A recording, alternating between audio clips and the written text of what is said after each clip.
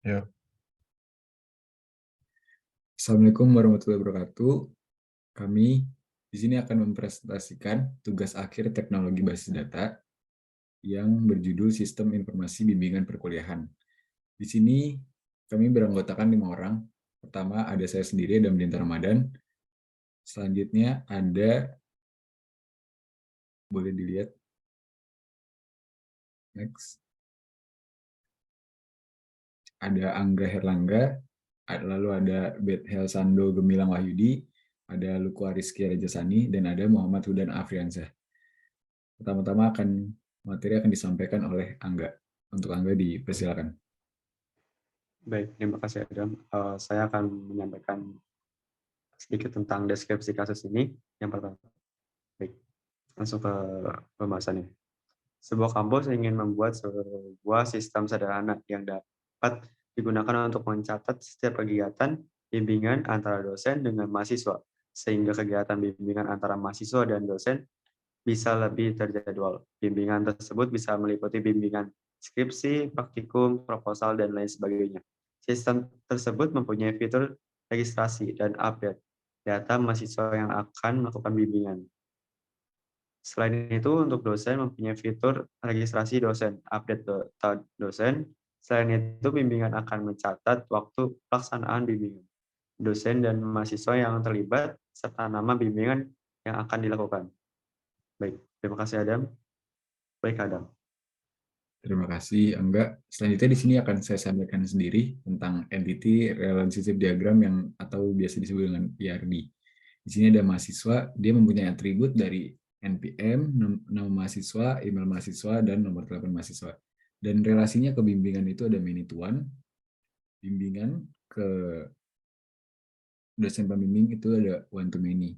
Begitupun sebaliknya. Nah, di sini dosen pembimbing itu dia mempunyai atribut ada NIP, nama dosen, nomor telepon dosen, dan email dosen. Nah, bimbingan sendiri juga mempunyai atribut nih. Di sini ada waktu bimbingan dan nama bimbingan. Selanjutnya akan disampaikan oleh Luka Rizky. Untuk Luka Rizky, dipersilakan. baik, terima kasih Adam. Saya akan menjelaskan tentang struktur database-nya. Yang pertama ada database bimbingan mahasiswa itu memiliki atribut NPM dengan tipe data integer menggunakan foreign key, kemudian ada atribut nama mahasiswa menggunakan tipe data varchar, ada email mahasiswa menggunakan varchar, dan nomor telepon mahasiswa menggunakan integer. Yang memiliki relasi many to one ke tabel bimbingan yang memiliki atribut ID bimbingan dengan tipe data integer, NPM menggunakan integer, dan NIP menggunakan integer, ada judul bimbingan menggunakan varchar, dan atribut waktu bimbingan menggunakan date time. Memiliki relasi one to many ke dosen pembimbing yang memiliki atribut NIP menggunakan tipe data integer, atribut nama dosen menggunakan varchar, email dosen menggunakan varchar, dan nomor telepon dosen menggunakan integer. Sekian yang saya jelaskan, saya kembalikan kepada Adam. Terima kasih. Selanjutnya di sini ada hasil run short kode Python ya. Ini hasil dari codingan tersebut. Kurang lebih seperti ini. Selanjutnya akan disampaikan oleh Hudan. Untuk Hudan dipersilakan.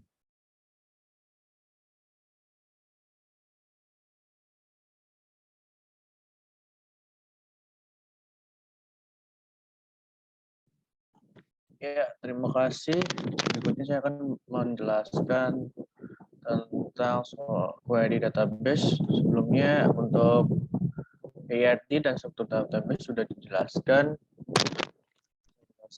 Query database. Jadi query database ini dari database DB bimbingan, kemudian membuat tabel bimbingan dengan kolom ID bimbingan dengan tipe data integer, kapasitas 11, not null yang tidak boleh kosong, kemudian NPM, tipe data integer dengan kapasitas 11, default null, berarti boleh kosong. Nah, kalau kemudian NIP dengan tipe data integer, kapasitas 11, default null berarti boleh kosong, berarti kemudian judul bimbingan dengan tipe data varchar, kapasitas 50 dan default null, waktu bimbingan dengan tipe data datetime, default null.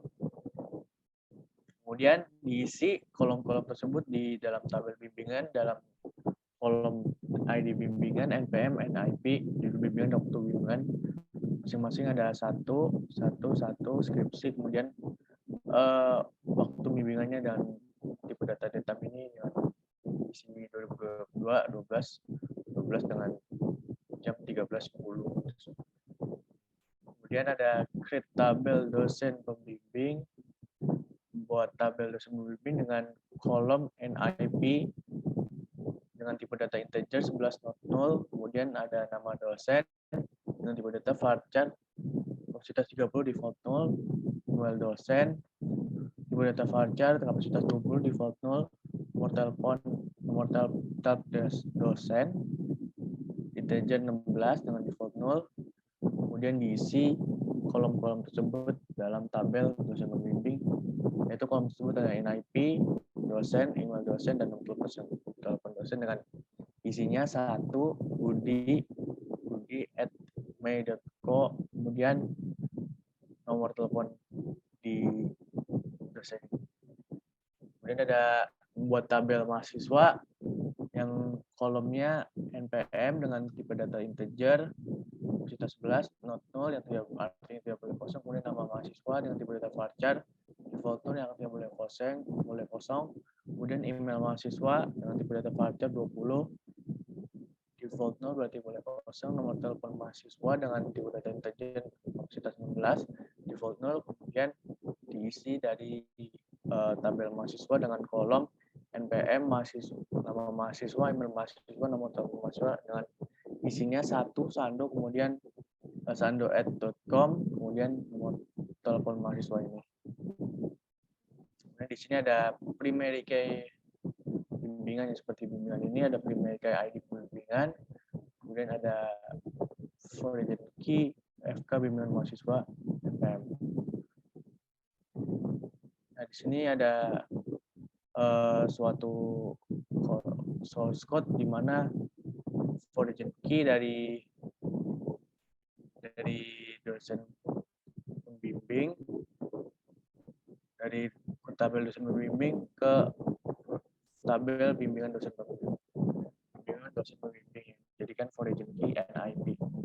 Kemudian ada foreign key bimbingan tabel bimbingan mahasiswa dari tabel mahasiswa, yaitu NPM dengan kolom NPM yang jadi foreign key. Kurang lebih mohon maaf, kalau saya kembalikan ke MC. Terima kasih. Terima kasih Udan. Selanjutnya akan disampaikan oleh Sando. Untuk Sando dipersilakan.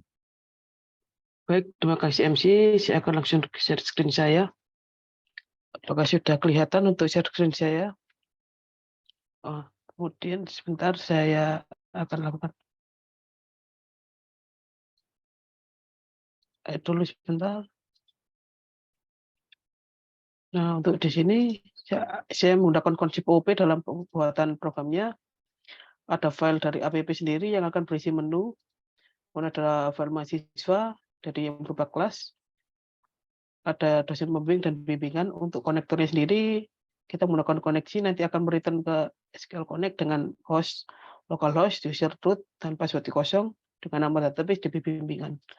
Kita juga bisa melakukan, saya menyediakan sebuah metode yang untuk melakukan cek koneksinya. Kemudian di sini, di bagian bimbingan, kita bisa output. Untuk juga ada input juga, kita bisa mengubah waktunya. Kemudian kita juga bisa menghapus datanya. Untuk di bagian dosennya sendiri, kita berhasil melakukan pengecekan dosen hasilkan NIP, itu apakah ada datanya. Kita juga bisa melakukan cek dosen yang akan return sebuah NIP-nya, berdasarkan namanya. Kita bisa menghapus dosen, update-nya. Untuk update-nya, saya bisa jadi satu persatu. Untuk NIP tidak bisa diupdate, karena kan NIP merupakan sebuah primary key, yang takutnya kalau diubah bisa ada data redundannya. Dan untuk inputnya sendiri juga ada, untuk outputnya kurang lebih untuk dosen pembimbing sama mahasiswa kurang lebih sama. Di mahasiswa juga sama, ada metode untuk mengecek apakah mahasiswa itu ada, kemudian ada apakah nama mahasiswa itu ada, nanti akan return sebuah NPM-nya, kemudian untuk hapusnya juga ada, dan untuk update juga ada. Tersedia satu persatu tanpa harus mengupdate NPM, karena tidak saya sarankan, nanti takutnya lebih bingung. Dan untuk inputnya juga masukkan nama, email, nomor telepon, outputnya juga sama seperti itu kurang lebih. Untuk APP-nya berisi konstruktor sendiri, yang kemudian untuk di bagian menunya kita akan memanggil menu dari mahasiswa, menu dosen dan bimbingan. Untuk menu mahasiswanya kita akan manggil metode-metode yang sudah tersedia tadi, CRUD-nya. Menu dosen juga sama, kita manggil metode-metode yang tadi sudah tersedia. Kemudian untuk di bagian menu bimbingan ada input bimbingan. Untuk update ini hanya menyediakan update waktu, karena tidak dapat menyediakan update lain. Kemudian langsung saya jalankan. Yang pertama saya lakukan mahasiswa, misal saya ingin mengecek data mahasiswanya. Data mahasiswanya yang tersedia yaitu namanya Danu dengan email handle.com, kemudian 2, saya lakukan input, masukkan nama, misal saya masukkan nama Satya, seperti ini, satya@mail.com. Masukkan nomor telepon 62 8315467. Nah, data mahasiswa berhasil ditambahkan. Dan kita cek lagi apakah datanya sudah tersedia. Nah, datanya sudah tersedia, yaitu Satya. Dan sekian. Kemudian kita juga bisa lakukan update datanya. Masukkan NPM, misal saya ingin mengubah datanya dari Satya 125. Saya ingin mengubah namanya menjadi Doni. Datanya sudah terubah. Saya keluar dari bulan itu. Kemudian saya cek lagi apakah metode sudah, untuk yang ini sudah berubah tadi sesuai itu. Kemudian juga saya ingin lakukan hapus untuk mahasiswanya sendiri. NPM yang dihapus, misal saya ingin menghapus NPM 125. Nah, data NPM 125 sudah berhasil dihapus, kemudian saya cek lagi. Nah, untuk datanya sudah hilang. Kemudian kita bisa keluar, langsung masuk ke menu dosen. Untuk menu dosennya kita lihat dosennya dulu, ada siapa saja. Ada Doni, Pak Doni, ada Budi. Dan kita bisa input data, coba inputkan, masukkan nama dosen. Edi, kita masukkan edi@mail.com. Dan kita masukkan 6256788. Untuk error-nya di sini sepertinya kelebihan. Ya, seperti itu. Saya coba jalankan ulang apakah bagian dosennya. Ini datanya. Data itu tadi belum masuk ya. Coba saya lakukan update data langsung saja seperti itu. Saya update di bagian NIP Doni. Saya masukkan namanya Doni. Saya misalnya ubah namanya. Nama barunya saya ganti Dodi. Oh, sepertinya nama Dodi sudah tersedia. Saya coba ganti nama Desi. Nah, kemudian saya cek keluar. Kita lihat datanya. Oh ya, sudah berubah Desi. Saya keluar. Misal kita sekarang ke bimbingan.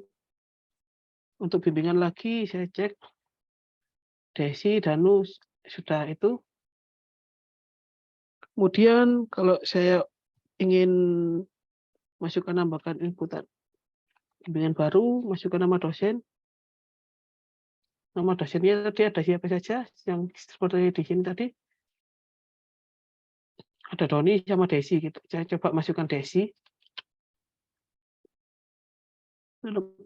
Untuk nama mahasiswanya di sini ada siapa saja tadi ya nama mahasiswanya.